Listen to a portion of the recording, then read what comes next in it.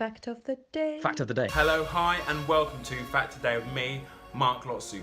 Deadly disease released as ice melts. Thanks to a friend of mine for this. I really appreciate it. Thank you so much. You know who you are. So we're pretty good at coexisting with bacteria and viruses, the pathogens. Sometimes they get the better of us, like bubonic plague or smallpox or Spanish flu, but eventually we're able to overcome them.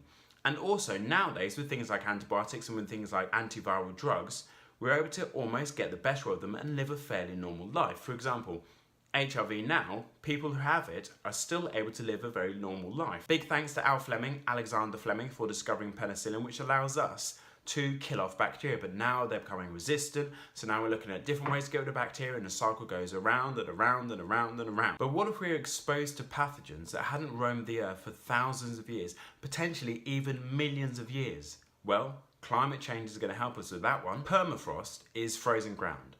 And then as temperature increases, the permafrost defrosts. So every year, certain amounts of the permafrost will defrost. But as the climate change increases, more of this frozen ground is defrosting, which is releasing the bacteria and viruses, the pathogens, that are hidden within it, beneath the surface layers. So in 2016 in Siberia, in the Siberian tundra, a 12-year-old boy contracted anthrax and 20 other people were hospitalized with anthrax. Where did it come from? I'll tell you. So it's thought that 75 years ago, a reindeer contracted anthrax, died, and then it was buried underneath the permafrost. Its body was frozen and it was kept there for 75 years. And then in 2016, we had a huge, nice summer hot heat wave, and that defrosted the permafrost, defrosted the carcass. It broke down, it got into soil, it got into water, got into food supply, infected 2,000 reindeer, and also those human beings as well. So first of all, it's not all bacteria and viruses that can survive, there's only a select few. So how can they survive in the permafrost? So it's cold, it's dark, there's no oxygen,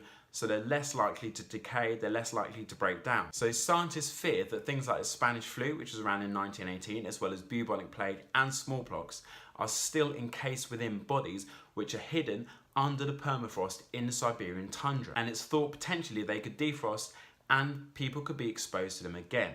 What are the likelihood? People don't really know. Now, two instances which are slightly scary. First of all, NASA scientists claim they were able to revive a 32,000-year-old bacterium that was encased in a frozen lake in Alaska. 32,000 years ago, just to put that into perspective, at that time, woolly mammoths were still roaming the earth, just chilling out, being woolly and mammothy. Even more impressive, scientists claim they are able to revive an 8-million-year-old bacterium. 8 million years! Are you serious, scientists, that have been encased in frozen ice in the Antarctica? I don't know why I said frozen ice. Ice is frozen. That's a given. But like I said, a lot of bacteria and viruses can't survive the freezing and thawing process.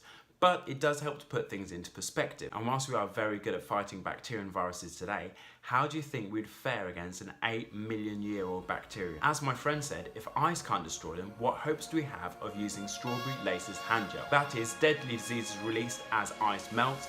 Thanks for tuning in. Love you, bye, love you, bye, love you, bye.